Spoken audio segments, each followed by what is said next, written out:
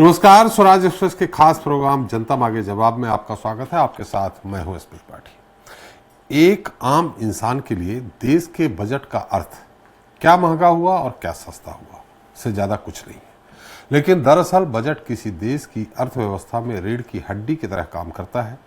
कोई सरकार देश के खजाने को देश के विकास के लिए कैसा खर्च करेगी, ये बजट में तय किया जाता है। साथ ही खजाना कैसे भरेगा, इसका लेखा जोखा भी सरकार को बजट में ही पेश करना होता है। भारत की वित्त मंत्री निर्मला सीतारमण कल यानी 1 फरवरी को लगातार 8वीं बार बजट पेश करने की तैयारी कर रही है, जिस पर आम आदमी बढ़ती महंगाई, बेरोजगारी और घटती खपत के बीच कुछ राहत की उम्मीद लगा रहा है। वहीं पर मध्यम वर्गीय करदाता ये उम्मीद लगाए बैठा है कि शायद इस बार सालाना आय 10 लाख रुपए तक कर मुक्त हो सकती है। दरअसल देश में इन दिनों अर्थव्यवस्था की रफ्तार धीमी पड़ने के चलते निवेशकों में घबराहट है, जबकि महंगाई के हिसाब से मजदूरी और वेतन में बढ़ोतरी नहीं होने से सीमित आमदनी वाले परिवारों को मुश्किलों का सामना करना पड़ रहा है। निजी सेक्टर में स्लो ग्रोथ के चलते पर्याप्त संख्या में रोजगार भी पैदा नहीं हो रहे हैं। कल पेश होने वाले बजट में महंगाई, आर्थिक स्लोडाउन, नौकरियों के घटते मौके, लोगों की आय बढ़ाने को लेकर मोदी सरकार का क्या प्रावधान करने जा रही है, आज हम इस पर चर्चा करेंगे अपने खास पैनल के साथ। आज के मुद्दे बजट करेगा बदलाव।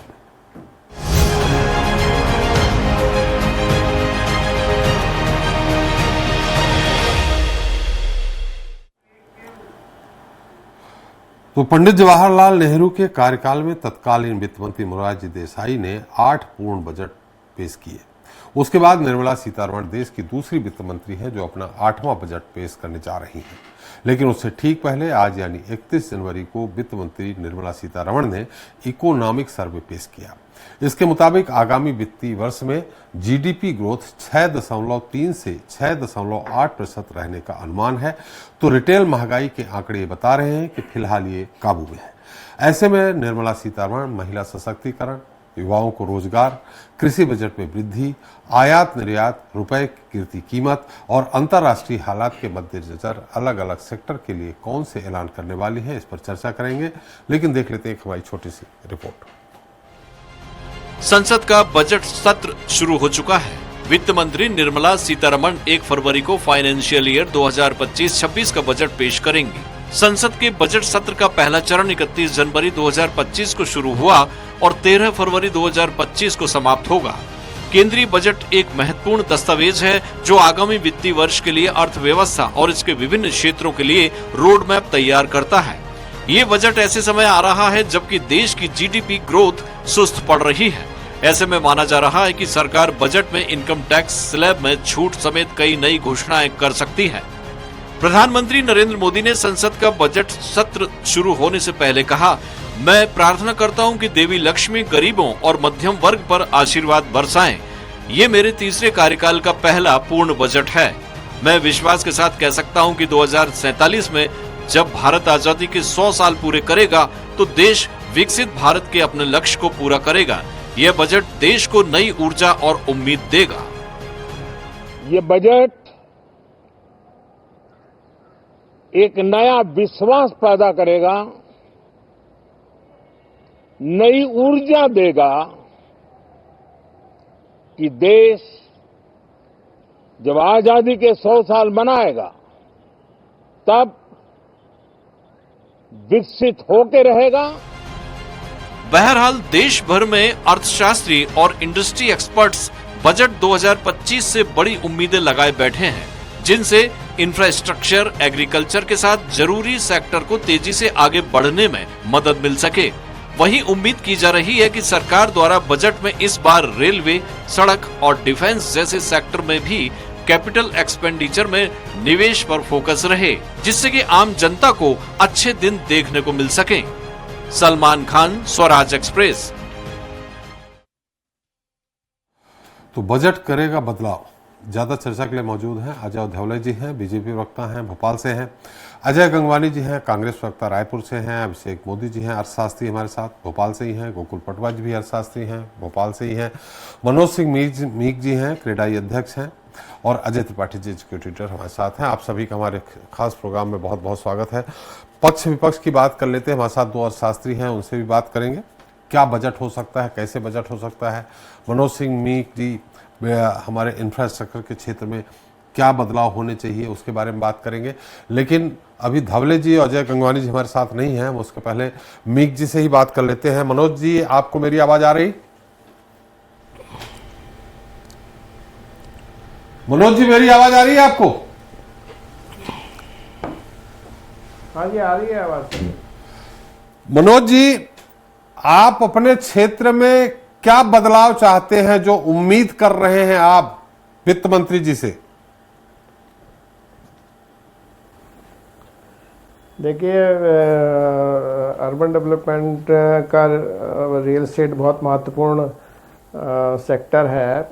हमारी सबसे पुरानी मांग है कि इस सेक्टर को इंडस्ट्री या इंफ्रास्ट्रक्चर का दर्जा दिया जाना चाहिए, लेकिन ये मांग करते हुए हमें 10 साल से ज़्यादा हो गए हैं, लेकिन अभी सुनवाई नहीं है। हम इस बार भी उम्मीद करेंगे कि सरकार इस पे कोई निर्णय ले, क्योंकि पिछले कुछ सालों से शहरीकरण बहुत तेज़ी से बढ़ा है जी, और ये गति बढ़ने के कारण अब चूँकि शहर ग्रोथ का इंजन कहे जाते हैं, तो इस तरफ सरकार ध्यान जरूर देगी। इसके अलावा जो अफोर्डेबल हाउसिंग की बात हो रही है, कि सबसे बड़ा तबका जो है, जो हमारे पिरामिड, समाज के पिरामिड में, वो वीकर सेक्शन और लोअर इनकम ग्रुप का है, वो आज भी आवासों से वंचित है। उसके लिए राहतों की ज़रूरत है, खास करके PMRY या जो अफोर्डेबल हाउसिंग की स्कीम्स हैं, उसमें निजी भागीदारी अभी भी बहुत कम है, क्योंकि निजी भागीदारी के लिए आप राहत जब तक नहीं देंगे या उस प्राइस ब्रैकेट में निर्माण करके सेल करने की स्थिति डेवलपर्स की नहीं बनेगी, तब तक तो ये स्थिति बनी रहेगी। सरकार अंततः कितने आवास बना पाएगी, निजी भागीदारी लानी ही पड़ेगी। इस पे काम करने की ज़रूरत है। मुझे लगता है इस पे भी काम होगा, क्योंकि PMRY चालू हुए को बहुत समय हो गया है, लेकिन अभी भी बहुत सारे जो हमारे कमज़ोर आय वर्ग के लोग हैं वो आवास से वंचित हैं। उसके लिए भी शायद प्रयास किए जाएं। इस तरह के तो किस तरह के प्रयास हो, किस तरह के प्रयास हो करके मनोज जी, किस तरह के प्रयास हो जी? आप जो बोल रहे हैं कि वंचित वर्ग है, प्रयास जो मैं कह रहा हूँ जी, नहीं तो इनके लिए आप जब तक सेक्टर को राहत नहीं देंगे, जो प्रोडक्ट बन के आता है वो जब तक उनके प्राइस ब्रैकेट में नहीं आएगा, तब तक तो उनको हितग्राहियों का लाभ नहीं मिलेगा। जैसे मैं उदाहरण के तौर पे मध्य प्रदेश का ही उदाहरण दूं, तो जो LIG-EWS डेवलपर्स को बनाने पड़ते हैं और वो उनको बेचने की अनुमति है जो सब्सिडाइज रेट पे, लेकिन वो उसके सब्सिडाइज होने के बाद भी उनके प्राइस ब्रैकेट से बाहर रहते हैं। नंबर 1। नंबर 2 ये कि वो हम लोग के जो प्रोजेक्ट हैं वो शहर के बाहरी क्षेत्र में होते हैं और उनका काम करने की जगह है वो शहर के कोर एरिया में होती है, तो उनको आने जाने का जो कम्यूटिंग का खर्चा है वो बढ़ता है, तो वो हितग्राहियों का अंततः लाभ नहीं हो पाता है। तो मुझे लगता है कि मध्य प्रदेश में जो ये नीति है कमजोर आय वर्ग और निम्न आय वर्ग के लिए जो बनाई गई है, उसमें हितग्राहियों को जो लाभ मिलना चाहिए था वो शायद नहीं मिला। मुझे नहीं लगता कि 10% से ज़्यादा मिला होगा। इस पे पूरे देश में एक जैसी नीति बनाने की ज़रूरत है जी। और इस वर्ग को नहीं तो सरकार पे आश्रित हो जाते हैं या फिर वो सरकारी जमीन या झुग्गियों जैसी स्थितियाँ उत्पन्न होती हैं जी। चलिए, गंगवानी जी हमारे साथ हैं। गंगवानी जी, मेरी आवाज आ रही है आपको? जी जी त्रिपाठी जी, आपकी आवाज एकदम क्लियर है। किस तरह का बजट आप चाहते हैं विपक्ष में होने के नाते? देखिए, महत्वपूर्ण है त्रिपाठी जी कि किसी भी सरकार का जो बजट है वो सिर्फ एक साल के आय व्यय का ब्यौरा नहीं है, वो कहने के एक पॉलिसी डॉक्यूमेंट है, जिसमें आज जो सरकार है आने वाले एक साल में देश की आम जनता के लिए, देश की महिला के लिए, देश के युवा के लिए, गरीब के लिए, किसान के लिए किस प्रकार से एक ब्लूप्रिंट, एक रोड मैप, एक कार्य योजना लेके चल रही है कि किस प्रकार से आम आदमी के जेब में पैसा डाला जाएगा, उनको आर्थिक रूप से संबल देने का काम किया जाएगा। विपक्ष के रूप में हम ये चाहते हैं कि इस बार के बजट में केंद्र की मोदी सरकार, जो देश में बढ़ती महंगाई है, देश में अनियमित जो बेरोजगारी है, जो आर्थिक असमानता है, त्रिपाठी ने किसान क्या है NSO के अनुसार 27 रुपए प्रतिदिन और इनके पूंजीपति मित्रों क्या है 1600 करोड़ प्रतिदिन। तो जो आय की आर्थिक असमानता है पूरी तरह चरम पे है, इसको बैलेंस करने के लिए कुछ प्रयास किए जाए। दूसरी महत्वपूर्ण बात कि आज MSME सेक्टर जो लघु और मध्यम उद्योग हैं, जो 11 करोड़ रोजगार असंगठित क्षेत्र में देश की आम जनता को देते हैं। जो आंकड़े आ रहे हैं त्रिपाठी जी, 90% एमएसएमई सेक्टर स्थापना के 3 साल में बंद हो जा रहा है, क्योंकि जो स्पेशल पैकेज, सब्सिडी या सहायता आर्थिक रूप से केंद्र सरकार को दी जानी चाहिए थी, वो किसी प्रकार से दी नहीं जा रही है। इसीलिए लगातार 90% जो है वो एमएसएमई बंद हो रही है, जिसका सीधा असर रोजगार पे पड़ा है। किस तरह की आर्थिक सहायता चाह रहे हैं? 1.6% जनता। अजय जी एमएसएमई को किस तरह की सहायता आप चाह रहे हैं? जी त्रिपाठी जी, देखिए जो छोटे छोटे उद्योग होते हैं, लघु और मध्यम उद्योग, ज्यादातर उनको शुरू के 3 साल में टैक्स की छूट, आज जो उनकी लागत है उसका 35 से 40% सरकारी सहायता अनुदान, और उनको कम रेट पे भूमि प्रदान करना, ऐसी बहुत सारी पॉलिसीज होती है केंद्र सरकार में। जो छोटे और लघु मध्यम उद्योग है उनको सपोर्ट करने की बहुत आवश्यकता है। दूसरी महत्वपूर्ण बात है, एक महत्वपूर्ण आंकड़ा और मैं दे रहा हूं, आज जो देश के सबसे बड़े चीफ आर्थिक विशेषज्ञ हैं वी अनंतरन नागेश्वरन, एक आंकड़ा दिया त्रिपाठी जी कि 2020 में देश का जो कारपोरेट था उसकी जो प्रॉफिट थी वो थी 5.3 लाख करोड़, और जबकि ये बढ़ के 2023 में हो गई 20.60 लाख करोड़। मतलब कारपोरेट की जो प्रॉफिट है वो 3 सालों में लगभग 4 गुना हो जाती है। लेकिन एक महत्वपूर्ण आंकड़ा यह है, जो आर्थिक रिपोर्ट आई है, देश का जो मध्यम नागरिक है उसकी जो परचेसिंग कैपेसिटी है उसमें 30% की कमी आई है, और देश का जो गरीब है, जो बेचारा मजदूर किसान है, उसकी जो परचेसिंग कैपेसिटी है उसमें 69% की कमी आई है। मतलब दिख रहा है कि 70% किसी की परचेसिंग कैपेसिटी में कमी आ रही है। लेकिन दूसरी तरफ देश का जो कारपोरेट है उसकी प्रॉफिट 3 सालों में 4 गुना बढ़ जा रही है।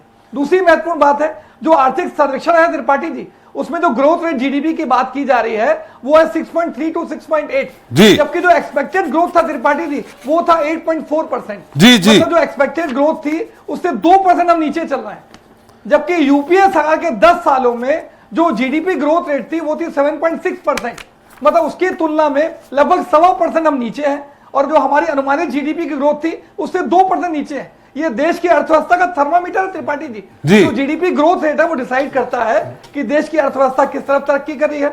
दूसरी महत्वपूर्ण बात, एक जो इंडियन एक्सप्रेस की रिपोर्ट आ रही है, 4 साल पहले देश पे जो ऋण था वो था 88 लाख करोड़, जो वर्तमान में 2 महीने पहले के आंकड़े त्रिपाठी जी वो बढ़ के हो गया 176 लाख करोड़। यहां बैठे आप, यहां बैठे सारे प्रवक्ता, मैं, अन्य पत्रकार, प्रत्येक व्यक्ति के देश के ऊपर आज 1,13,000 रुपए से ज्यादा का ऋणी है। दूसरी महत्वपूर्ण बात यह है कि आज जो बढ़ती महंगाई, देखिए जो आम आदमी को, जो महिला है या देश का आम नागरिक है, उसको बजट के बड़े बड़े आंकड़ों से जरूरत नहीं है, उसको आवश्यकता है महंगाई कम करने की। एक तरफ जो उसकी क्रय क्षमता 70% कम हो रही है, दूसरी तरफ देखिए मैं कुछ आंकड़े देना चाह रहा हूं त्रिपाठी जी। चावल का रेट जो 50-55 बिकता था वो वर्तमान 110 से 120 रुपए। आज जो आटा जो हर घर में लगने की चीज है 25 से 30 रुपए बिकता था, उसकी कीमत बढ़ के होगी 55 से 60 रुपए। 65 रुपए मिलने वाला तेल आज 200 के पार, पेट्रोल 100 के पार, डीजल 90 के पार, 410 का सिलेंडर 200 के पार। मतलब आम आदमी और घरेलू महिला का बजट बिगाड़ दिया है। आप मतलब चाह रहे हैं कि जो भी आपने अभी एक आखिरी आंकड़ा देना चाह रहा हूं जी, इतने आंकड़े दीजिए कि धवले जी को याद रहे, उत्तर दे सके। फिर हमारे साथ 2 आर्थिक विशेषज्ञ बैठे हैं, ज्यादा चर्चा उन्हीं से होगी, वो बताएंगे कि वाकई में जो आपने आंकड़े दिए हैं, और धवले जी जो आंकड़े दे देंगे आपको, उत्तर देंगे, उन दोनों का कंपैरिजन हमारे गोकुल पटवा जी और अभिषेक मोदी जी करेंगे। आप आखिरी कुछ बोल रहे थे, बता दीजिए। धवले जी नोट कर लीजिएगा। बस एक आखिरी चीज मैं महत्वपूर्ण कह रहा हूं। देखिए किसी भी देश की अर्थव्यवस्था पे पेट्रोल और डीजल, इसके जो मूल्य हैं वो सीधा देश की महंगाई और सबसे पहले सीधा प्रभाव डालते हैं। आज अगर पेट्रोल डीजल पे टैक्स, डीजल की बात कर लेता हूं सबसे पहले, 2014 में त्रिपाठी जी डीजल पे जो एक्साइज ड्यूटी थी वो थी 3 रुपए 56 पैसे। अभी वर्तमान में केंद्र की मोदी सरकार कम करने के बाद भी 19 रुपए 75 पैसे, तो लगभग 5 गुना आप जो है डीजल पे एक्साइज वसूल कर रहे हैं। 35 लाख करोड़ रुपए, त्रिपाठी जी बहुत महत्वपूर्ण आंकड़ा है, 35 लाख करोड़ रुपए देश की आम जनता की जेब से पेट्रोल और डीजल के एक्साइज रूप में वसूल लेते हैं। आज एक महत्वपूर्ण उदाहरण दे रहा हूं, अमेरिका के प्रति व्यक्ति आय, देश की आय है भारत के प्रति व्यक्ति आय से 32 गुना ज्यादा है। उसके बाद भी पेट्रोल डीजल का रेट जो है अमेरिका में भारत से कम है। यहां क्रूड ऑयल की कीमत 60 से 70% कम हो चुकी है, लेकिन देश की केंद्र की मोदी सरकार पेट्रोल डीजल में 1 रुपए कम करने के लिए तैयार नहीं। तो जो मुनाफाखोरी की नीति है ये स्पष्ट रूप से दिख रहा है त्रिपाठी जी। क्रूड ऑयल पर बैरल कितने डॉलर है मालूम है आपको? पर बैरल कितने डॉलर है क्रूड ऑयल? जी पहले तो था 105। जी ये बैठे अर्थशास्त्री, उनके बोलिए तो ज्यादा बेहतर बताएंगे। ये मैं बड़ी जिम्मेदारी से इस बात को कहूं त्रिपाठी जी, जो जी। पहले था 105 बैरल डॉलर, जो मुझे पता है $105 प्रति बैरल के आसपास था, जो लगभग 50 से 55% कम हो चुका है। तो ये सीधा फायदा नहीं मिलना चाहिए त्रिपाठी जी। आप वरिष्ठ पत्रकार हैं। नहीं, ये बात सही है। बैठे आप हैं। पुराने ये अगर आंकड़े क्रूड ऑयल की कीमत कम हो रही है, इन आंकड़ों पे कई बार बहस हो चुकी है कि आपके समय, मनमोहन सरकार के समय 105 110 डॉलर तक पर बैरल पहुंचा था, तब 65 रुपए पर लीटर पेट्रोल था। आज 80-82 के लगभग है। खैर ये ज्यादा बेहतर है, मोदी जी और पटवा जी बताएंगे। तो हमारे 100 से ऊपर है। धवले जी आप उत्तर देना चाहेंगे थोड़ा संक्षेप में, फिर आप भी सुनेंगे, हमारे दोनों अर्थशास्त्रियों को गंगवानी जी भी सुनेंगे, लेकिन पक्ष विपक्ष की बात है। और सबसे पहले बधाई आपकी, वित्त मंत्री सीतारमण जी ने मोरारजी देसाई का रिकॉर्ड बराबर कर लिया है। 2 आंतरिक बजट और 8 पूर्ण बजट सीतारमण जी ने पेश किया। मोरारजी देसाई जी ने भी 2 पूर्ण बजट और 2 आंतरिक बजट पेश किया था। जी धवले जी। मेरे मित्र अजय जी प्रस्तुत कर रहे हैं। आज निश्चित रूप से आंकड़ों की यदि बात की जाए तो यथार्थवादी दृष्टिकोण होने की आवश्यकता है। माननीय वित्त मंत्री जी ने जिस प्रकार का आर्थिक सर्वेक्षण, जिसको हम इकोनॉमिक सर्वे कहते हैं, फॉर द ईयर 2024-25 के लिए जो प्रस्तुत किया, उसमें जीडीपी की वृद्धि 6.3 से 6.8 था। थोड़ा सा आपकी आवाज स्पष्ट नहीं आ रही है जी, माइक पास में रखेंगे थोड़ा धवले जी। जी जी जी। तो जो इकोनॉमिक सर्वे आज टेबल किया, उस इकोनॉमिक सर्वे में वर्ष 2024-25 के लिए जो हमारा इकोनॉमिक सर्वे है, उसमें जो हमारी आर्थिक वृद्धि दर है वो 6.3 से 6.8 प्रस्तावित है। अनुमान यह वैश्विक और घरेलू जो चुनौतियां, उस दृष्टि से आज जो ग्लोबल स्लोडाउन चल रहा है, आज हम देख रहे कि वर्ल्ड की सारी बड़ी इकोनॉमी जिस प्रकार से एक ग्लोबल स्लोडाउन आया था कोविड-19 के बाद, पैंडेमिक के बाद में, तो भी भारत की इकोनॉमी स्थिरता के साथ में जो अपना लक्ष्य निर्धारित किया है, उस लक्ष्य की ओर अग्रसर है। हम 5वीं सबसे बड़ी और इकोनॉमी थे और 30वीं सबसे और बड़ी बनने की ओर अग्रसर है। तो उद्देश्य भारतीय जनता पार्टी की सरकार का, प्रधानमंत्री श्री नरेंद्र मोदी जी की सरकार का इतना बड़ा था कि भारत को जब विकसित बनाना है तो जो सारे हितधारक है, सारे स्टेक होल्डर्स को वो कंट्रीब्यूट करे कहीं ना कहीं इकोनॉमी ग्रोथ में। जो मेरे मित्र अजय जी आंकड़े गिना रहे थे, तो आंकड़े के बांधी ऐसे नहीं होते। उन्होंने एक आंकड़ा गिनाया इन्फ्लेशन का। इन्फ्लेशन में आप यूपीए के 10 वर्षों का शासनकाल याद कर लीजिए। ऐसे था 8% के आसपास इन्फ्लेशन हुआ करता था 10 वर्ष में यूपीए के। 2004 से लेकर 14 की बात कर रहा हूँ मैं। 2014 से लेकर 24 तक के आप आंकड़े उठाकर देख लीजिए, इन्फ्लेशन 3 से 4% रहता है। और ये उस समय जब एक ग्लोबल पैंडेमिक ने सारे वर्ल्ड को हिट किया है, इकोनॉमीज कोलैप्स हो गई है, राज्यों की स्थितियां दिवालिया बनने की है, उसके बाद भी भारत जैसा राष्ट्र अपने 80 करोड़ लोगों को मुफ्त राशन देने के बाद में, 200 करोड़ वैक्सीन के डोजेस देने के बाद, गंगवानी जी बीच में नहीं, आपने जो सारे आंकड़े दिए उनको बोलने दीजिए, बीच में अभी थोड़ा सा रुक जाइए आप। धावले जी, वो जो गंगवानी जी ने बहुत सारी बातें कही मुख्य रूप से कि जो हमारे इंडस्ट्रीज बंद होती जा रही हैं, उस पर वो उत्तर चाहेंगे, और भी बहुत सारे आरोप लगाए हैं, उनमें वो जानना चाहेंगे। इस पर कोई बात ही नहीं हुई कि आप 80 करोड़ जनता को मुफ्त राशन दे रहे हैं। ये इसलिए कि भारत की इकोनॉमी सस्टेन कैसे हुई। अच्छा, तो यहाँ को समझना पड़ेगा कि हमने इकोनॉमी को उस दौर में संभाला जब देश 11वीं सबसे बड़ी इकोनॉमी था, आज 5वीं सबसे बड़ी इकोनॉमी है और तीसरी बनने की ओर अग्रसर है। तो मूल रूप से प्रश्न ये है कि कोई इकोनॉमिक सरकार चलाए, उससे यदि कोई यथार्थवादी दृष्टिकोण वाला व्यक्ति सरकार चलाए, उससे लाभ क्या होगा। इन्होंने कहा कि कॉर्पोरेट के प्रॉफिट बढ़ रहा है, तो मुझे लगता है कॉर्पोरेट का प्रॉफिट बढ़ना किसी भी विकसित राष्ट्र के लिए ये एक ऐसा द्योतक है जिससे उस देश के आप आर्थिक गति को तलाश सकते हैं। तो भारत के कॉर्पोरेट का प्रॉफिट यदि बढ़ रहा है, दूसरी तरफ आप बता रहे हैं कि आर्थिक विषमता बढ़ रही है, विसंगतियां हैं, तो मुझे लगता है ये एक अलग पक्ष है। जब हमारे कॉर्पोरेट का प्रॉफिट बढ़ेगा, देश का मैन्युफैक्चरिंग हब ग्रो करेगा, तो अल्टीमेटली कहीं ना कहीं जो सर्विस सेक्टर में काम करने वाले लोग हैं, जो मैन्युफैक्चरिंग हब में काम करने वाले एम्प्लॉइज हैं, उन सभी का भी हैंड होल्डिंग बढ़ेगा। आज जिस प्रकार का आप देश को एक निगेटिविटी के साथ में खड़ा करने की कोशिश कर रहे हैं कि भारत में सभी गलत है, तो मुझे लगता है आपको वैश्विक इकोनॉमी जो है, जो कभी वर्ल्ड लीडर हुआ करती थी, उनके इकोनॉमिक्स के डेटा उठाकर देख लीजिए। अजय जी बहुत अच्छे डेटा आप संग्रहित करते हैं, उनका डेटा उठाकर देख लीजिए और भारत सरकार का डेटा उठाकर देख लीजिए। सारा का सारा डेटा पब्लिक डोमेन में। आज भारत कहीं से भी, आपने आंकड़ा उठाया कि 1,76,000 करोड़ का डेट हो गया, हमारे समय 86,000 का डेट हुआ करता था, 86 लाख। तो आप देखिए कि जब सरकार कोई अपने ही सरकार में किसी परियोजना का भूमि पूजन करती है और उसी कार्यकाल में उसका उद्घाटन करती है, तो कहीं ना कहीं इंफ्रास्ट्रक्चरल स्पेंडिंग जो होता है उससे सरकारों की जो आर्थिक स्थिति है वो उस तरफ जाती है। लेकिन मूल प्रश्न आज हम सबके समझ ये भी है कि आज भारतीय जनता पार्टी की हमारी सरकार ने यह इंश्योर किया है कि देश के सभी नागरिकों को जो आर्थिक सुविधाएं, जो बेसिक इंफ्रास्ट्रक्चर की आवश्यकता थी, वो भारतीय जनता पार्टी की सरकार ने मुहैया कराई और उसके बाद भी एक सस्टेनेबल ग्रोथ जो भारत का अचीव किया है, ये सस्टेनेबल ग्रोथ है। आज हम 6.3 से 6.8 का आंकड़ा यथार्थवादी आंकड़ा रख रहे हैं, तो कोई बड़ा चढ़ा से फिगर नहीं रख रहे। एक दौर था जब रघुराम राजन जी देश के वित्त मंत्री, देश के आरबीआई के गवर्नर हुआ करते थे और वो कहते थे कि वित्त मंत्री ऐसा होना चाहिए जिसको डेटा सुन ले, लेकिन डेटा नहीं समझने वाले लोगों ने भी देश चला के दिखाया और 10 वर्ष अनबिटन तरीके से चलाया, जिसकी आज आर्थिक गति की समूचा विश्व तारीफ कर रहा है। तो मुझे लगता है एसपी साहब, आंकड़ों से अधिक किसी सरकार के सस्टेनेबिलिटी की ओर जाने की आवश्यकता है।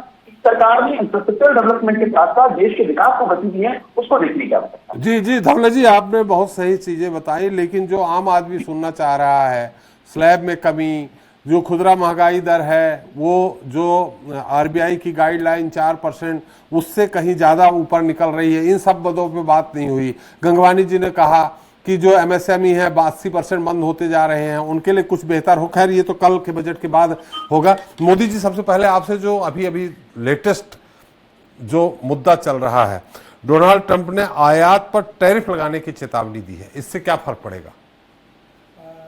डोनाल्ड ट्रंप ने आयात पे जो टैरिफ लगाने की चेतावनी दी है, उससे हमारी जो इंफॉर्मेशन टेक्नोलॉजीज़ वाली कंपनी है और इसके अलावा जो हमारी फार्मास्यूटिकल्स वाली कंपनी है, जिनको हमारे यहाँ से एक्सपोर्ट ज़्यादा होता है, उनको बहुत ज़्यादा फ़र्क पड़ेगा। अब सर, हम पहले तो ये समझें कि टैरिफ क्या है और टैरिफ क्यों लग रहा है, क्या कारण है। देखिए, जैसे क्या होता है कि हमने ये बोला कि हम मेक इन इंडिया प्रोग्राम लाएंगे। मेक इन इंडिया प्रोग्राम का मतलब ये था कि हमारे ही देश में बनेगा और हम बाहर से आयात नहीं करेंगे। वैसे ही हम बहुत सारी चीज़ें हमारे यहाँ से दूसरे देश में निर्यात करते हैं। जो निर्यात करते हैं उसमें ज़्यादातर हमारे पास में है capital goods, software, technology. Indians are very goods in a technology, मतलब जितने इंजीनियर्स या जितने आप टेक्नीशियंस बोलेंगे जो हमारे यहाँ पर भारत में है, वो पूरे विश्व में कहीं नहीं है। तो अमेरिका को सबसे बड़ी प्रॉब्लम यही थी, जो H1B1 वीज़ा की बात हो रही थी, जो उसमें उनको कटौती करने की बात हो रही थी, वो इसीलिए हो रही थी कि जितनी ज़्यादा से ज़्यादा इंडियंस वहाँ पर हैं उनको वापस रिलोकेट किया जाए, वहाँ पर चीज़ें कम की जाए, टैरिफ बढ़ाया जाए, ताकि वो अमेरिका का कंजप्शन अमेरिकन से बढ़ाया जाए। ये हमें प्रॉब्लम है। एक सर, मेरा वो वाला मोटिव नहीं है। जब हम इतनी बड़ी इकोनॉमी है, तीसरी विकसित राज्य, तीसरी largest economy of the world बनने के कगार पे हैं, तो मेरा ये कहना है कि हम अपनी पॉलिसीज, जो हम अपने मैनेजमेंट में बार बार बोलता हूँ कि हमारे वहाँ मिसमैनेजमेंट है। पॉलिसी में कोई इशू नहीं है, पॉलिसी बहुत अच्छी आती है, पर हमारे वहाँ प्रॉब्लम है मिसमैनेजमेंट की। मिसमैनेजमेंट की प्रॉब्लम क्या है सर? मैं आपको ये बोल रहा हूँ कि आप ये फ्रीबीज जो बांट रहे हो, आपने बांटे, बहुत अच्छी बात है, देना चाहिए भाई, आर्थिक बनाओ, बहुत अच्छी बात। परंतु प्रॉब्लम क्या है कि आप उस सक्षम व्यक्ति को भी दे रहे हो जिसको उसका अधिकार नहीं है। आप राशन की दुकान पे जाइए, देखिए, एक हाथ में मोबाइल है, उसके पास में 50,000 रुपए का, 80,000 की गाड़ी है, और वो 3 रुपए के राशन के लिए लगा हुआ है कि हमें ये राशन चाहिए, और लड़ रहा है। तो ये मैनेजमेंट कौन देखेगा भाई? गवर्नमेंट को ये देखना पड़ेगा, क्योंकि ये पैसा टैक्स पेयर्स का है, गवर्नमेंट का खुद का नहीं है। जिन टैक्स पेयर से आपने ये पैसा लिया है उसको जवाबदेही तो देनी पड़ेगी ना। आप सरकार बनाने के लिए फ्रीबीज बांट देते हो कि 3,000 रुपए देंगे, 5,000 रुपए देंगे। अरे नौकरी दीजिए ना साहब, मैनेजमेंट करिए ना। हम क्यों नहीं बढ़ा रहे हैं चीजें? डॉलर 86.85 क्यों हो गया? क्यों? अब आरबीआई को अब समझ आया कि हमें रेट कट करना चाहिए, जो अमेरिका और चाइना 3 साल से कर रहा है कि धीरे धीरे रेट कट किए जाए ताकि उनकी इकोनॉमी और बढ़े। जो हमारे वहाँ मेजर प्रॉब्लम आ रहा है, जो स्लो डाउन है, वो ये था कि हमने जितना टैक्सेशन से कलेक्ट कर सकते थे, जो अभी बात चल रही थी क्रूड ऑयल को लेकर, क्रूड ऑयल की प्राइस एकदम कम हुई तो उसका जो फायदा है वो आम आदमी को नहीं गया। जी। अब आम आदमी को नहीं गया तो सर जो हमारा फिस्कल डेफिसिट है वो एक हद तक ही भर सकते हो ना आप, आपने वो भरा। अब हर चीज प्रकृति का वो है सर कि वो वापस पलटती है। तो अब ये हो गया कि एक तरफ आपने वो प्रॉफिट से इकोनॉमी को मैनेज कर लिया, इतने स्लो डाउन में भी, जो कोविड-19 वाली पेंडेमिक है उसमें भी कर लिया, यूक्रेन वाले वॉर में भी अपन ने कर लिया, बहुत सारी प्रॉब्लम्स को अपन ने कर लिया, परंतु अब जरूरत है सर उसको उस इफेक्टिव राह पे चलाने की। तो उसके लिए आपको मैन्युफैक्चरिंग पे, कैपिटल एक्सपेंडिचर पे खर्चा करना पड़ेगा। जो पिछले 2 बजट से नदारद दिख रहा है वो इस बार लाना पड़ेगा। तो कहीं ना कहीं मैनेजमेंट की इशू है, बाकी और कोई इशू नहीं है। इकोनॉमी में कोई इशू नहीं है, टैक्सेशन रेवेन्यू में कोई इशू नहीं है। आप देखिए जीएसटी कलेक्शन अपने लाइफ टाइम हाई पे है, डायरेक्ट टैक्स में कोई कमी नहीं आ रही, परंतु जो मांगे कर रहे हैं सर, जो कॉन्फेडरेशंस हैं, अलग अलग जो फोरम्स हैं, जो बोल रहे हैं कि हमें ये सब फैसिलिटीज मिले, अगर उस बात को सरकार सुने और सुनकर उनकी बात को निर्णय रखे ना सर, तो हमारी इकोनॉमी बहुत जल्दी उस अचीवमेंट को ले सकती है जिस पे उसको आना चाहिए। प्रॉब्लम ये है कि सुनने वाला कोई नहीं है, हर कुछ पहले कर दिया जाता है, फिर उसके बाद में उसको रिपेयर किया जाता है, विच इज नॉट करेक्ट। जी पटवा जी, किस तरह से उम्मीद करते हैं और आम आदमी का खासकर मध्यम वर्गीय परिवार जो है उसको कैसे राहत मिले? और जैसा कि अभी मीक साहब ने कहा है कि कम से कम उसके लिए आवास की सुविधा हो जाए, रोटी कपड़ा और मकान की सुविधा हो जाए, कैसे हो सकता है? और दूसरा एक और सवाल आपसे ये है कि जो विदेशी निवेशक हैं वो अपना पैसा निकालते जा रहे हैं, जैसा कि मैंने पढ़ा है, शेयर बाजार हो कहीं भी हो, वो अपना पैसा धीरे धीरे निकालते जा रहे हैं, उसकी वजह क्या है? देखिए, अभी तक जो चर्चा हुई है जी। वो उसमें एक शेर की बस 2 लाइन जो मैं कहना चाहूँगा। बजट एक ऐसी मोहब्बत है जिसको चाहा उसे अपना ना सके, जो मिला उससे मोहब्बत ना हुई। जी। आप बजट में कितना ही कुछ दे दीजिए, जी। किसी भी सेक्टर को कितना ही कुछ दे दीजिए, कभी किसी को संतुष्ट नहीं कर सकते। और जब जब बजट में प्रतिबंध भी लगाए हैं तब भी ये देश चला और अच्छे से चला है। सरकार किसी की भी रही हो, कोई फर्क नहीं पड़ा है। देश में हम देख रहे हैं कि एक समय था कि रेल बजट सेपरेट आता था। हम जिसे डायरेक्ट और इनडायरेक्ट टैक्स कहते हैं, पहले अकेला income tax direct tax, indirect tax की डायरेक्ट टैक्स में आता था, और इनडायरेक्ट टैक्स में 17-18 तरह के टैक्स होते थे। आज उनके बदले में एक जीएसटी आ गया। देखने को अब वह भी डायरेक्ट टैक्स हो गया। आप बिल में लिखेगा किस प्रोडक्ट पे क्या प्राइस है, मतलब देखा जाए तो आज वो भी खत्म हो गया है। आज विश्व का 4थी बड़ी अर्थव्यवस्था जी भारत है, और इसमें भी बड़ा कंट्रोवर्सी। हम डॉलर के मुकाबले देखें, गोल्ड के मुकाबले देखें तो हमारा रुपया काफ़ी तेज़ी से टूटा है। 1947 में जिस दिन आज़ाद हुआ था, आज़ादी के समय 90 पैसे का $1 था हमारे भारतीय रुपए के मुकाबले, 90 पैसे के मुकाबले 1 रुपये। आज 86 रुपये कुछ पैसे है। अभी क्रूड ऑयल की बात की, क्रूड ऑयल आज की तारीख में 6600 रुपये पर बैरल है जी, 79.78 पर डॉलर जी। और यही मनमोहन सिंह जी के 10 साल में आप कह रहे हैं कि साहब $110 तक गया था, पर रुपयों की तुलना में देखा जाए तो 4600 रुपये पर बैरल से ज़्यादा कभी नहीं हुआ जी। आज ठीक आज ही के दिन की बात कर रहा हूँ, आज से 12 साल पहले भोपाल में ही 1228 रुपये 50 पैसे का एक गैस का सिलेंडर था जी।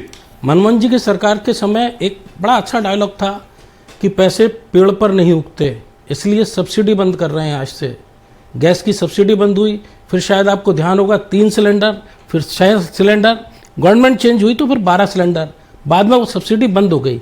आज 808 रुपये 50 पैसे भोपाल में गैस का सिलेंडर है। ये आपने जो एक चीज बताई रुपए के हिसाब से, जो मैंने पढ़ा है, मैं अर्थशास्त्री नहीं हूँ, $110 पर बैरल तक गया था जी। अब 65 रुपए पेट्रोल था जी, तब 2012-13 तक, 2013 में। और सुनिए अभी कितना रुपए डॉलर के हिसाब से जनता जिसे सुन ले, पर बैरल कितने डॉलर है? 79.78 डॉलर मतलब पर बैरल, $80 सीधे मोटे तौर पे कहें पर बैरल है, पर barrel crude oil crude oil. तो वो फिर पेट्रोल की डिफरेंस क्यों कीमत है? कम होनी चाहिए ना। डिफरेंस क्यों है मैं वही बता रहा हूं जी। आपको। तब रुपया जब डॉलर था तब 60 से 65 के बीच में था। पर डॉलर एक डॉलर 60 से 65 रुपए के बीच में था जी। मनमोहन सिंह जी के समय 46 रुपए से 65 रुपए के बीच में डॉलर की प्राइस थी। जी। 46 रुपए जब अटल जी ने सरकार छोड़ी तब 46 रुपए का $1 था जी। जब मनमोहन सिंह जी ने सरकार छोड़ी तो लगभग 66 रुपए का $1 हो गया था जी। तो वो 10 साल का जो पैसा था अगर आप रुपए की तुलना में देखें, क्योंकि आप जब पेट्रोल खरीदने जा रहे हैं तब डॉलर में नहीं खरीद रहे हैं। आ रहा हूं गंगवानी जी, पटवा जी की बात आ जाए। जब सुन आप लीजिए। खरीदने जा रहे हैं तो रुपए में खरीद रहे हैं। अगर आपने कहा कि अमेरिका में पेट्रोल सस्ता है, आपको शायद ध्यान होगा कि वहां पर पेट्रोल डीजल के अलावा बाकी सारी गाड़ियों पर बैन लगाने की बात नई सरकार ने कही है, क्योंकि वहां पर पेट्रोल डीजल बिक नहीं रहा है। और आज की तारीख में आप तुलना कर रहे हैं तो वहां पर 93 रुपए मतलब 1.13 डॉलर पर लीटर पेट्रोल है। आज मैं अमेरिका की बात कर रहा हूं इस वक्त जब बैठा हुआ हूं। ऐसा डिफरेंस नहीं है कि अमेरिका में मुफ्त में पेट्रोल बिक रहा है, यहां पर बहुत महंगा है। भारत निसंदेह बहुत सारी कमियां हैं, मैं अभी कमियां भी गिनाऊंगा, बहुत सारी कमियां गिनाने वाला हूं। जी। निश्चित तौर पे हम बड़े उद्योगपतियों की बात करते हैं तो छोटे उद्योगपतियों को लॉस पहुंचता है, परंतु अगर सस्ता माल चाहिए तो बड़े उद्योग से ही संभव है। आप ये संभव नहीं है कि हस्तकरघा से या किसी चीज़ से आप या छोटे हस्त उद्योग से लघु उद्योग से कोई प्रोडक्ट ऐसा बना सकें जो बड़े उद्योग की तुलना में कर सकें। पर कुछ प्रोडक्ट ऐसे हैं जो लघु उद्योग में ही बन सकते हैं, तो उनके लिए पॉलिसी आना चाहिए, आई हैं, पर प्रॉपर उनका देखा जाए तो जैसे उपयोग होना चाहिए नहीं हो पा रहा है। जैसे मैं एक बात बता रहा हूँ, जितनी भी मोदी जी की योजनाएं आई हैं वो असफल कैसे हैं। हम अफोर्डेबल हाउसिंग पे बात सबसे पहले स्टार्ट हुई थी। जब गवर्नमेंट अफोर्डेबल हाउसिंग बनाती है देती है तो मध्य प्रदेश की बात कर रहा हूँ मैं और कहीं नहीं जा रहा हूँ, यहाँ एक तबके की आबादी है 9%, बिलो 9%, पर उनको मकान अलॉट हुए हैं 18%। मैं एक ही बिल्डिंग भोपाल में ही रिवेरा हाइट्स नाम जद बोल रहा हूँ, एक ही बिल्डिंग के एक ही ब्लॉक में एक ही परिवार को 8 मकान अलॉट हुए हैं, जबकि शर्त आपकी क्या है पहली कि बीपीएल के एक परिवार को एक से दूसरा मकान नहीं होगा। आखिर नगर निगम ने कैसे कर दिए जी। तो जो अफोर्डेबल हाउसिंग, बीपीएल को राशन, जो भी सुविधाएं मिलना चाहिए, जिनको मिलना चाहिए उनको प्रॉपर मिल नहीं पा रही हैं। जिनको नहीं मिलना चाहिए, आपने तो कहा 80,000 की गाड़ी, मैंने तो वो फोटो और वीडियो देखे हैं कि लोग स्कॉर्पियो से 1 रुपया किलो का गेहूं चावल नमक लेने के लिए जाते हैं और आईफोन लेके जाते हैं साथ में, आईफोन से वीडियो बनाते हैं कि साहब हमें दिया नहीं जा रहा है। धवला जी सुनते रहिएगा जी। तो ये जो डिफरेंस है, इस डिफरेंस को या इस पर ये कहां से आ रहा है, कैसे आ रहा है, और अकेले यही नहीं, ऐसी 1000 से ज्यादा योजनाएं जी। हमने लाडली बहन की बात कर रहे हैं, हम लाडली लक्ष्मी की बात कर रहे हैं। वास्तव में जिनको मिलना चाहिए उनको तो मालूम ही नहीं है, वो तो झुग्गी झोंपड़ी में पड़े हुए हैं, वो सड़क के किनारे पड़े हुए हैं, वो चलित व्यवसाय कर रहे हैं। आप लोहार और वो देखते होंगे जो एक बैलगाड़ी में अपना परिवार चला रहे हैं, क्या उनको संभव है कि उनको आप ये योजनाएं दे सकें? मिल किसको रही हैं? मैं गारंटी से ये कह रहा हूं कि जो लाडली बहन योजना है वो ऐसे परिवार को मिल रही है जिनके पति खुद सर्विस में है। लेकिन वोट तो मिल रहे हैं ना। देखिए, दो चीजें, दो अलग अलग कंट्रोवर्शियल हैं। सरकार चल रही है, वोट भी मिल रहे हैं, पर अगर ये देखा जाए और यही पैसा दूसरी जगह खर्च हो तो इसका बेहतर उपयोग होगा। परंतु एक पॉजिटिव बात मैं पिछले 12 साल में देखता हूँ, आपने महसूस किया होगा कि ये बदलाव क्यों किया है, ये अचानक डेट क्यों बदली है। नॉर्मली मार्च में बजट आता था, हम अंग्रेजी कैलेंडर के हिसाब से चलते थे। आज हम किस स्थिति में बैठे हैं? त्रिपाठी जी शायद आप जानते होंगे, गुप्त नवरात्रि चल रही है।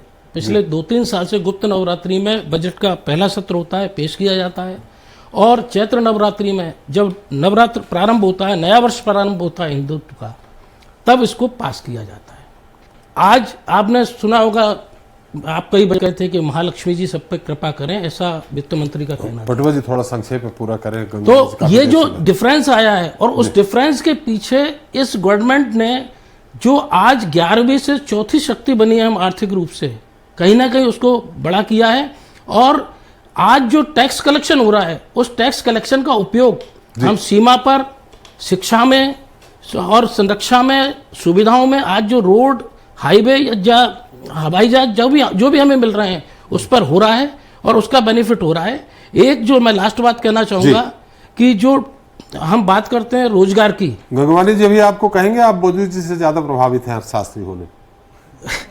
जो गंगवानी जी बोलेंगे नहीं, बहुत सारे जॉब छीने जा रहे हैं, पर नीति आयोग ने नई जो हमारे दिए जॉब, वो पार्ट टाइम दिए हैं, मतलब 5 साल के लिए, 1 साल के लिए, 2 साल के लिए जो दे रहे हैं, कम पैसे में हमें सरकारी नौकरियों के लिए भी लोग समय दीजिए, बहुत सारी बातें कहनी है मुझे। जी जी जी, बस आ रहा हूँ आप ही के पास आ रहा हूँ सीधे। तो बहुत सारे चेंज आए हैं, कुछ पॉजिटिव बातें भी हैं, कुछ नेगेटिव बातें भी हैं, और हम पॉजिटिव ज्यादा गिना दी है कि देश के लिए कल कुछ अच्छा ही होगा। चलिए, आपने पॉजिटिव बहुत ज्यादा गिना दी है, उसका खंडन धवले जी ने नहीं करेंगे, वो निश्चित तौर पर गंगवानी जी करेंगे। लेकिन अजय त्रिपाठी जी, आपकी एक टिप्पणी इस पूरे मुद्दे में। गंगवानी जी, इसके बाद आप ही के पास आ रहा हूँ, मैं मीक साहब के पास लास्ट में जाऊंगा। जी नहीं, बिल्कुल। देखिए, पूरे बजट को हम लोगों ने, कल जो बजट आने वाला, आज जो आर्थिक सर्वेक्षण आया, सबको देखा, मैंने सबकी, मनोज सिंह मीक साहब की बात सुनी, मोदी जी की बात सुनी, बीजेपी कांग्रेस दोनों को सुना। एक मुख्य मुद्दा जो मुझे समझ में आ रहा है कि इन सारी बातें ठीक हैं।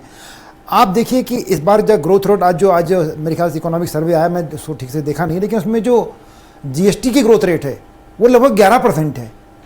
11% अगर जीएसटी की ग्रोथ रेट हो रही, उसके बाद भी हमारा राजकोषीय घाटा बढ़ता जा रहा है, तो कहीं ना कहीं हमारी नीतियों में गलतियां हैं। एफडीआई बढ़ रही है, उसके बाद भी जो अभी जो सर मोदी जी बता रहे थे कि वो इन्वेस्टर्स पैसा निकाल रहे हैं जो शेयर मार्केट से, उसके सवाल नहीं, हमने सवाल किया था, नहीं दिया पटवा जी ने। हाँ, तो अब तमाम पर सवाल ये कि एफडीआई बढ़ रही है, उसके बाद भी अगर हमारा विदेशी निवेश घट रहा है, तो ये कंट्रोवर्सियल जो चीज़ें हैं। और आपकी जो जीएसटी की ग्रोथ रेट है 11% हो रही है, उसके बाद भी स्टेट्स को साल भर 1.5 हिस्सा नहीं मिल रहा है, तो दिक्कतें तो आएंगी जब तक ये बंटवारा ठीक से नहीं होगा।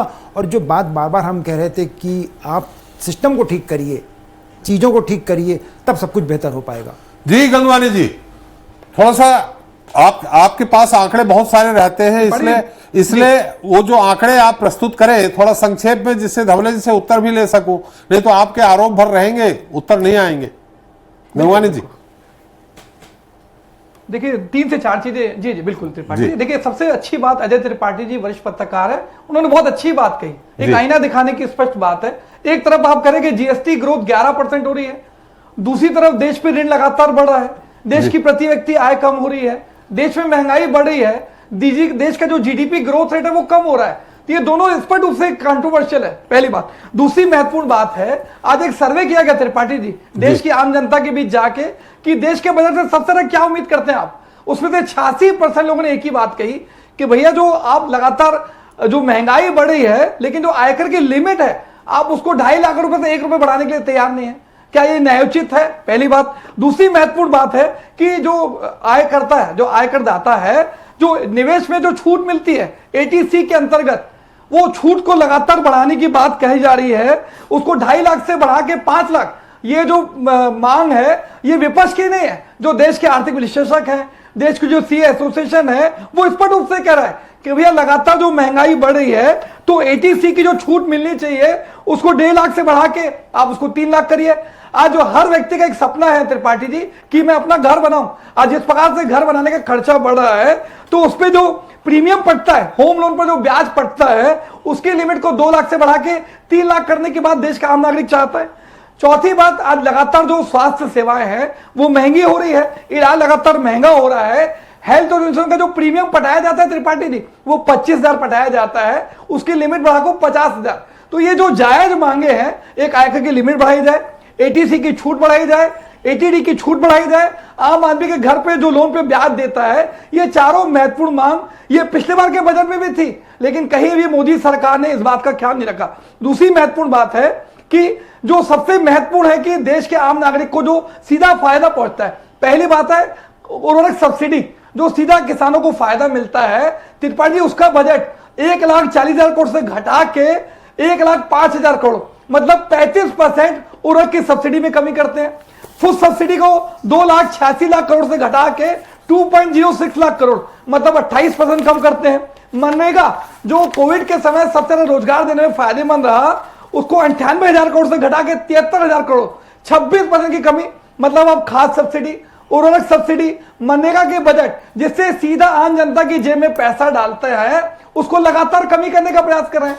दूसरी गंगवानी जी आपने कृषि क्षेत्र की बात की है, गंगवानी जी कृषि क्षेत्र की बात की है, जो हमारे पास अनुमान है वो 15% बढ़कर 1.73 लाख करोड़ होने की उम्मीद है, जो पिछली बार 1.52 था। नहीं, कृषि नहीं बोला त्रिपाठी, कृषि जी, कृषि बजट, उर्वरक सब्सिडी की बात की त्रिपाठी जी, मैंने कृषि की बजट की बात नहीं, उर्वरक सब्सिडी की बात की है जी। आखिरी बस 10 सेकंड ले रहा हूं।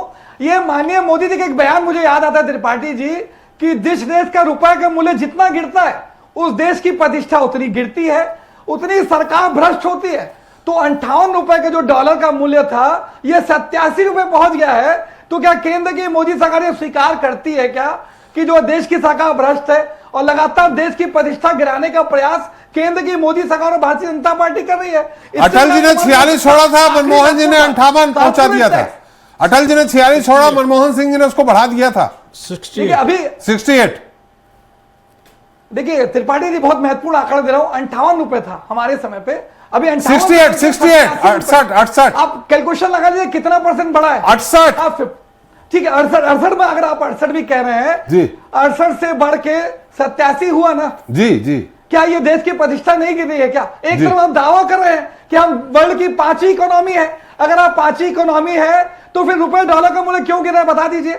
दूसरी आखिरी महत्वपूर्ण बात, एक अर्थव्यवस्था का एक सिद्धांत है त्रिपाठी जी, कि गरीब आदमी से जिसकी आय कम है उससे कम टैक्स वसूला जाए, जिसकी आय ज्यादा है उससे ज्यादा टैक्स वसूला जाए। लेकिन कॉर्पोरेट टैक्स से 25%, जबकि आम आदमी से 30% टैक्स वसूला जा रहा है। तो क्या ये न्यायोचित है? आज जो अपना आयकर का कलेक्शन है, आज जो कॉर्पोरेट से मिल रहा है, उसके मुकाबले देश का आम नागरिक 1 लाख करोड़ रुपए ज्यादा टैक्स पटा है। ये क्या अर्थव्यवस्था के सिद्धांत के साथ है? आप 11 लाख करोड़ रुपए पूंजीपति मित्रों का लोन राइट ऑफ कर देते हैं।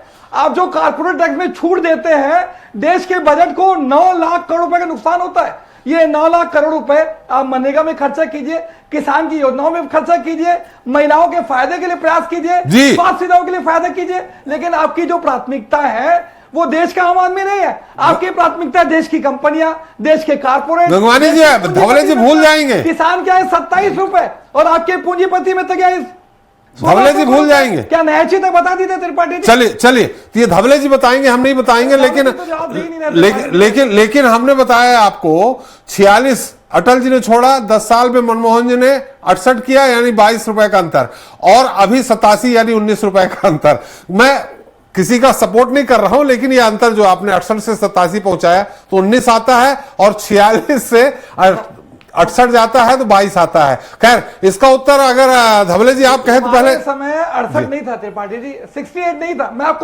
मैं गूगल करके दे रहा हूं आपको, आप जब तक करिए, मैं चेक, आप गूगल कीजिए, पर मैं आपको एक बात याद दिला दूं, जब तक आप अगले पटवा जी बहुत संक्षेप, रुपए के अवमूल्यन की आप बात कर रहे हैं, जब नरसिम्हा राव जी भी भाजपा के प्रवक्ता की तरह बिहेव कर रहे हैं त्रिपाठी। नहीं, मैं फैक्ट, वो हमें लग रहा है कि वो आपका आरोप बाद में आया, हमें लग गया था बजट का। आप जो भी कह रहे हो मैं फैक्ट बता रहा हूं।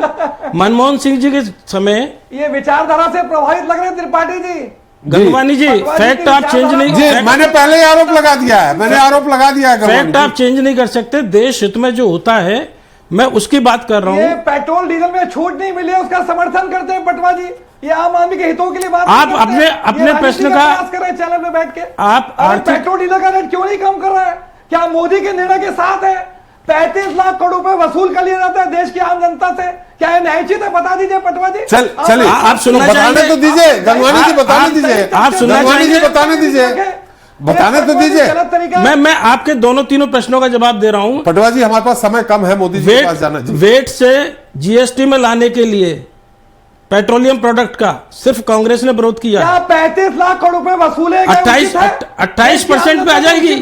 आप अपनी पार्टी को कहिए सपोर्ट करे। भाजपा तो लाना चाहती है ना, जीएसटी काउंसिल लाना चाहती है, कांग्रेस ही विरोध कर रही है। नंबर 1। नंबर 2, आप पूरी बात सुन लीजिए, बीच में मत बोलिए आप। मैं आपको भाजपा के प्रवक्ता के रूप में बैठे टीवी में आज मैं आपको तसल्ली से सुन रहा था, आप जवाब सुन लीजिए अपनी बात का। प्रवक्ता है भाजपा के। नहीं, पटवा जी पे कह सकते हैं, मोदी जी के पास चले जाते हैं। पटवा जी एक मिनट में आपकी एक बात बहस कहीं और चली जाएगी। धवले जी को बोलने दीजिए, धवले जी को बोलने दीजिए। जी अभिषेक जी थोड़ा सा आप इसमें चाहेंगे जो धवले जी जवाब दीजिए।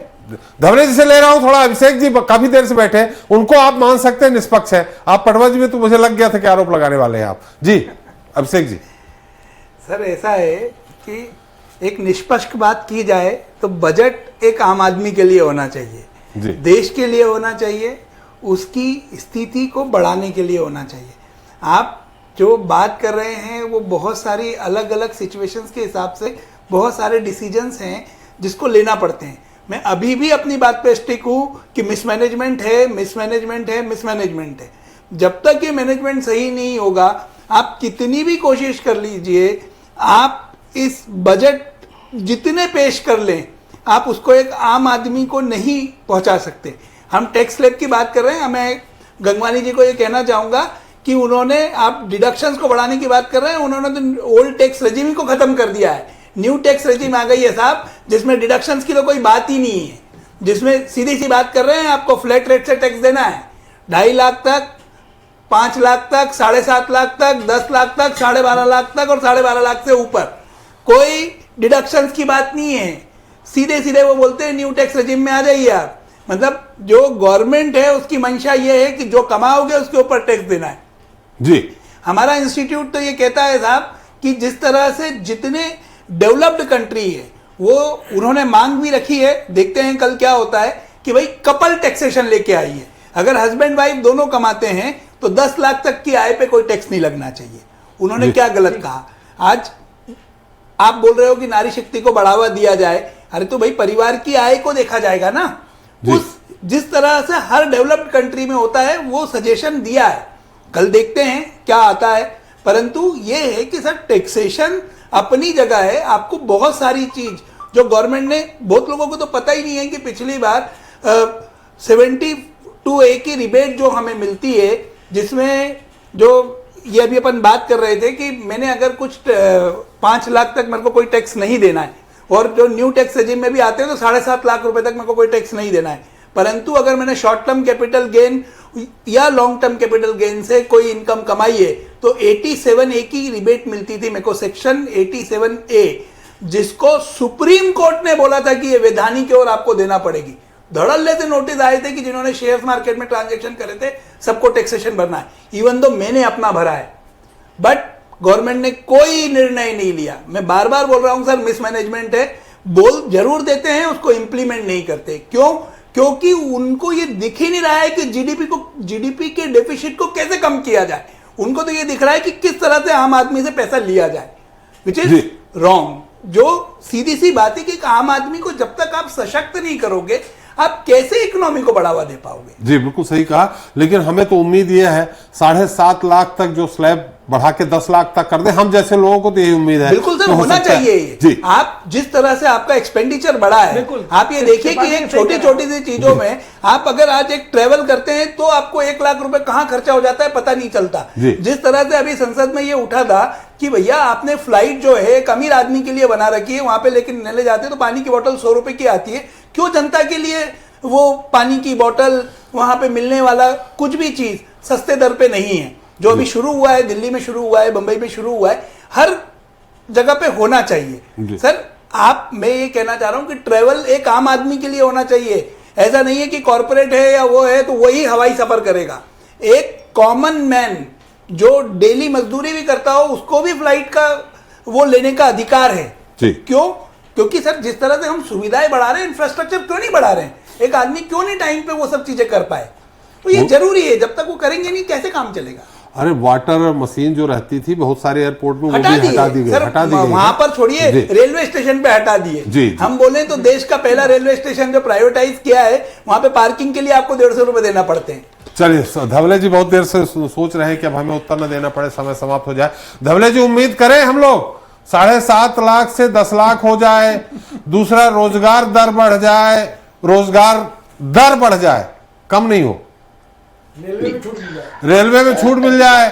सब बंद कर दिया था भाई, बुजुर्गों के लिए, पत्रकारों के लिए मोदी जी ने सब, कोरोना जी के नाम, कोरोना जी आए थे ना, उनके नाम पे कोरोना जी सब बंद कर गए। एसपी साहब, मुझे लगता है दो आंकड़े आपको महत्वपूर्ण बताना चाहता हूं जी, जिसकी आवश्यकता इसलिए है कि मेरे मित्र अजय जी ने आंकड़ा गिनाया कृषि का। तो कृषि क्षेत्र के लिए संस्थागत ऋण 2013-14 में मिलता था 7.3 लाख करोड़, 2022-23 में 21.55 लाख करोड़ रुपए। और डीबीटी की संख्या में इसलिए गिनाना चाहता हूं कि उन्होंने कहा था कि लोगों के हाथ में प्रत्यक्ष रूप से पैसा कितना पैसा है। तो साल 2014 में 10.8 करोड़ लोगों को डीबीटी के माध्यम से पैसा मिलता था। साल 2023 में 166 लाख करोड़ लोगों के पास डीबीटी के माध्यम से पैसा गया। आज भारत की अगर इकोनॉमी की बात करें, 5वीं सबसे बड़ी अर्थव्यवस्था है। वास्तविक समय में जो हमको जो रियल टाइम ट्रांजैक्शन में विश्व में सबसे अधिक रियल टाइम ट्रांजैक्शन कर रहे हैं। ये आंकड़े इसलिए जरूरी है कि हम एक सस्टेनेबल ग्रोथ कर रहे हैं जी। और सस्टेनेबल ग्रोथ के साथ साथ जब भारत विकसित बनने की ओर अग्रसर है, तो मुझे लगता है जो महत्वपूर्ण प्रश्न ये है कि आज कांग्रेस सिर्फ अपने पुराने आंकड़े गिनाने की अगर कोशिश कर रही है, तो कहीं ना कहीं वो भी दौर देखने की आवश्यकता कि 50 वर्षों के शासनकाल के बाद आपने देश को कहा आंकड़े नहीं है और आज हमने 10 वर्षों के शासनकाल के। गंगवानी जी, बहुत दूर दूर बैठे हैं आप लोग, इसलिए अगर आप कुछ बोलेंगे तो बाधा होगी उनको सुनने में। जी अजय धवले जी। तो मूल रूप से आज भारत की सरकार एक संतुलित विकास दर के साथ में आगे बढ़ रही है। जीएसटी का कलेक्शन रियल टाइम है, लेकिन अगर आप विसंगति देखते कि जीएसटी के साथ साथ आप कह रहे हैं कि राजकोषीय घाटा बढ़ रहा है, तो मुझे लगता है ये देखने की आवश्यकता है 50 वर्षों में जितना इंफ्रास्ट्रक्चर डेवलपमेंट नहीं हुआ, ये उन 10 वर्षों में इंफ्रास्ट्रक्चर डेवलपमेंट हुआ। सरकार का मैक्सिमम कैपिटल एक्सपेंडिचर जो है वो इंफ्रास्ट्रक्चर डेवलपमेंट में खर्च हो रहा है। आज देश में किसी जमाने में 5 शहरों में मेट्रो चलती थी। धवले जी, अजय त्रिपाठी जी एक सवाल करना चाह रहे हैं। अजय त्रिपाठी जी आपसे। एफडीआई भी तो बढ़ी है, एफडीआई बढ़ी है धवले जी। यह निश्चित रूप से ऐसे कुछ पैरामीटर्स हैं, मुझे लगता है तार्किक यदि डिबेट होगी बजट पे तो कहीं ना कहीं आप 50 वर्षों का शासनकाल कांग्रेस का उठाकर देख लेंगे। यथार्थवादी शासन किसी ने किया है तो 10 वर्षों का आदरणीय प्रधानमंत्री श्री नरेंद्र मोदी जी का शासनकाल देख लीजिए। आंकड़े हम बहुत गिना सकते हैं। अरे एफडीआई को 74% कर दिया। आपकी की सरकार एफडीआई के विरोध करती थी कि 50% ज्यादा नहीं होना चाहिए, 74% एफडीआई कर दिया आपने। देश के लोगों को नुकसान पहुंचाने का काम करते हैं आप लोग। आरोप लगाती थी रघुराम राजन जी, किसने किया एफडीआई 74%? हो जाएगी। आप ही के मोदी जी विरोध करते थे कि एफडीआई 50% से ज्यादा नहीं होना चाहिए, और आप ही की सरकार एफडीआई 74%। डिफेंस जैसे सेक्टर में भी आप 74% दे रहे हैं। देश की सुरक्षा को खतरा देने का प्रयास करते हैं आप लोग। आम आदमी पैसे कमा रहा है, आम आदमी आज हवाई जहाज की यात्रा कर रहा है, आम आदमी आज एम्स में जा रहा है। मुझे लगता है देश की तरक्की के साथ नहीं है। अभी बताया शास्त्री ने 100 रुपए की बोतल लेके चलेगा बेचारा गरीब धवले जी, एक युवा। धवले जी, अजय जी एक मिनट। धवले जी, खुदरा महंगाई दर आरबीआई के मानक के अनुसार 4% होनी चाहिए ज्यादा से ज्यादा, उससे आगे निकल गई है। अभी आप 1.5 साल तक लगातार 1.5 साल तक। अजय गंगवानी जी से पूछ लीजिए, डीजल 2004 में, मैं आंकड़े गिना रहा हूं ना, डीजल 2004 में 21 रुपए था, 2014 में 55 था, 2024 में 88 है। इंक्रीज कितने परसेंट का था? 2004 से 14 155% का, 2014 से 24 58% था। नॉन सब्सिडाइज एलपीजी के आंकड़े गिना दिए, 2004 में 980 था, 2014 में 1241 है, 2024 में 811 है। कितने प्रतिशत का इंक्रीज है? चलिए धवले जी, अभी इसको कल अपन बजट आ जाएगा, बात करते हैं। गंगवानी जी एक मिनट, मनोज जी से बात कर लेते हैं जो हमारी आम दर्शक सुनना चाह रहे हैं कि मनोज जी क्या होना चाहिए, एक बार फिर से बता दीजिए, जिससे वो, जैसे हमारे अजय त्रिपाठी जी मकान का निर्माण करा रहे हैं, वो रुक जाएं। ये बजट में क्या प्रावधान हो सकता है, उसके बाद जब वो लागू हो जाएगा तब शुरुआत करें। मनोज जी। सारे सेक्टर्स की तरह इस सेक्टर में भी यही समस्या है कि जिस तरीके से जो करारोपण है, चाहे वो ईंधन की महंगाई है या बिजली है या सभी तरह से जो राजस्व एकत्र करने के लिए, जो कि इंफ्रास्ट्रक्चर में ही लगता है निश्चित रूप से, लेकिन उसके कारण अंतिम रूप से उपभोक्ता को जो भी प्रोडक्ट मिल रहा है, चाहे वो मकान ही क्यों ना हो, वो अंततः महंगा पड़ रहा है और वो उसकी रीच से बाहर जा रहा है, क्योंकि जो खर्चे हैं और जो आमदनी है उसका गैप जो है ना बहुत तेज़ी से कम हो रहा है। आमदनी बहुत तेज़ी से बढ़ नहीं रही, खर्चे बहुत तेज़ी से बढ़ रहे हैं। इस तरफ ध्यान देना पड़ेगा, नहीं तो इन सब बहस का कोई मतलब नहीं निकलेगा। मुझे लगता है सरकार संवेदनशील है, इस सब पे ध्यान देगी और कुछ हल जरूर निकाला जाएगा। हम इतने सालों से हर बजट पे इस तरह की बहस करते हैं, लेकिन मुझे दुख के साथ कहना पड़ता है कि हासिल नहीं कर पाते हैं कुछ। स्वस्थ आलोचना कहने और सुनने की परंपरा जी अलग बात है, खत्म हो रही है। तो अगर सरकार सुनेगी, मुझे लगता है फिर से संवेदनशीलता बढ़ेगी और आम जनता को अंतिम रूप से लाभ मिलता हुआ दिखेगा। जी बिल्कुल, हमारे पटवा जी और धवले जी आपने जो कहा उसको राहत मिलता हुआ दिखेगा, उसको आगे बढ़ाएंगे। लेकिन धवले जी, पहले रेलवे बजट, ये दोनों बजट अलग अलग पेश होते थे, अब दोनों एक साथ होंगे। उम्मीद करें अधिमान्य पत्रकारों को जो 40-45% छूट मिलती थी, बुजुर्गों को मिलती थी, करोना जी तो अब चले गए हैं, उनको बाय बाय कर दें और वो छूट दिलवाइए आप इस बजट में। चले, समय भी समाप्त हो रहा है अजय त्रिपाठी जी। अजय गंगवानी जी अब कल बहस करेंगे, कल फिर से बात करेंगे, कल बजट पेश होने के बाद। अजय त्रिपाठी जी बहुत संक्षिप्त जी। मैं आखिरी टिप्पणी मेरी ये कि पहले मुझे लगभग जो बात आ रही थी कोई लगभग मुझे हर साल रिफंड मिलता था, कभी 50,000, 10 सेकंड। जी जी जी, अच्छा आप बोल लीजिए। आप बोलिए। 10 सेकंड नहीं गंगवानी साहब, आपके 10 सेकंड 10 मिनट हो जाते हैं। शुरू। देखिए, एक महत्वपूर्ण बात कह रहा हूं कि नहीं 10 सेकंड। देश का जो बजट है, त्रिपाठी एक बहुत महत्वपूर्ण आंकड़ा मैं दे रहा हूं। देश का जो बजट है उसका सबसे बड़ा जो इनकम सोर्स है वो 28% हिस्सा कर्ज से है, और जो सबसे बड़ा खर्चा है वो जो कर्ज का ब्याज 20%। तो क्या ये देश का विकास मानते हैं? आय का 28% और खर्चे का 20%, दोनों कर्जा है। ये क्या देश का विकास है? मुझे बता दीजिए। दूसरी महत्वपूर्ण बात है, 67,000 ट्रेनें कैंसिल होती है, कोयले का परिवहन चालू है, लेकिन रेल भाड़ा बंद करके रखे हैं आपने। आज जो सीनियर सिटीजन को छूट मिलती थी, विकलांग को छूट मिलती थी, या जो बेचारे सैनिक हैं जो वरिष्ठ हैं उनको छूट मिलती थी, आप उसको छूट देने के लिए तैयार नहीं है। स्पेशल ट्रेन आप चलाने के लिए तैयार नहीं है, लेकिन कारपोरेट टैक्स में आपको 9 लाख करोड़ रुपए की छूट देनी है।